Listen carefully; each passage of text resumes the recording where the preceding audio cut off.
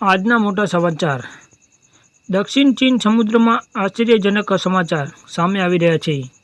માત્ર 30 મિનિટની અંદર 2 યુએસ નેવી વિમાન, એક MH-60R સિકો હેલિકોપ્ટર અને એક F-18F સુપર હોર્નેટ ફાઇટર જેટ અલગ અલગ ઘટનાઓમાં ક્રેશ થયા। આ અકસ્માત અનેક પ્રશ્નો ઊભા કર્યા છે।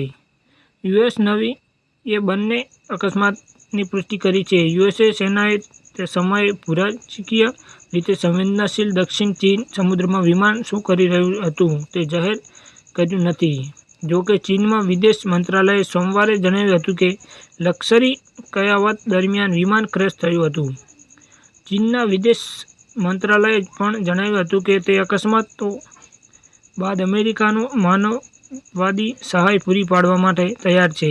ચીનના વિદેશ મંત્રાલયના પ્રવક્તા ગુઆઓ જિયાકુને સોમવારે એક પ્રેસ કોન્ફરન્સમાં જણાવ્યું હતું કે યુએસ નેવીએ અકસ્માતનું કારણ નક્કી કરવા માટે તપાસ શરૂ કરી છે। આ ઘટના ત્યારે બની જ્યારે નૌકાદળના સૌથી જૂના વિમાનવાહક જહાજોમાંથી એક અને વિશ્વનું સૌથી મોટું યુદ્ધ જહાજ દક્ષિણ ચીન સમુદ્રમાં કાર્યરત હતું, જે પ્રાદેશિક વિવાદો અને ભૂરાજકીય તણાવોથી ભરેલું ક્ષેત્ર છે। યુએસ પેસિફિક ફ્લીટ અનુસાર બેટલ કેટ તરીકે ઓળખાતા હેલિકોપ્ટર મેરીટાઈમ સ્ટ્રાઇક સ્ક્વોડ 73નું MH-60R સિકો હેલિકોપ્ટર સ્થાનિક સમય મુજબ બપોરે 2:45 વાગ્યે યુએસ નિમિત્તે ઓપરેશન દરમિયાન ક્રેશ થયું। તેમાં 3 ક્રૂ સભ્યો સવાર હતા અને બધાને શોધ અને બચાવ ટીમ દ્વારા સફળતાપૂર્વક બચાવી લેવામાં આવ્યા।